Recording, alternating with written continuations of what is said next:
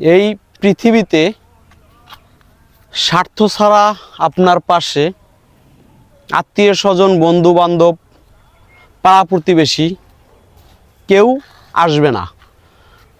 আপনার সাথে পক্ষ হয়ে কেউ একটা কথা বলবে না।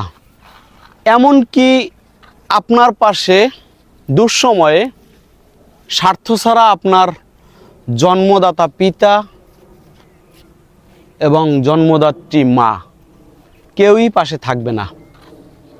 এখন হয়তো অনেকেই বলবেন যে আমার এই কথাটা সত্য না। অনেকেই বলবেন যে সব বাবা মা এক না। কথা সত্য, তবে বর্তমান সময়ে দাঁড়িয়ে 90% বাবা মাই স্বার্থ ছাড়া আপনার পাশে থাকবে না।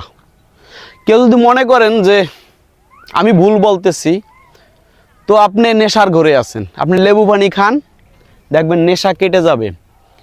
এই লেবু পানি হলো আপনি স্বার্থ কোথায় খুঁজে বের করেন, কোন স্বার্থর কারণে আপনার ভালোবাসতেছে, আপনার পাশে আছে।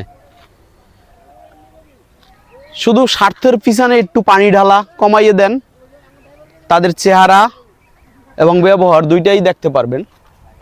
আর আপনি যদি মনে করেন বড় সন্তান বা বড় ছেলে হয়ে থাকেন, আপনি এখন পর্যন্ত টের না পাইলেও টুডে অ্যান্ড টুমরো আপনি টের পাবেন।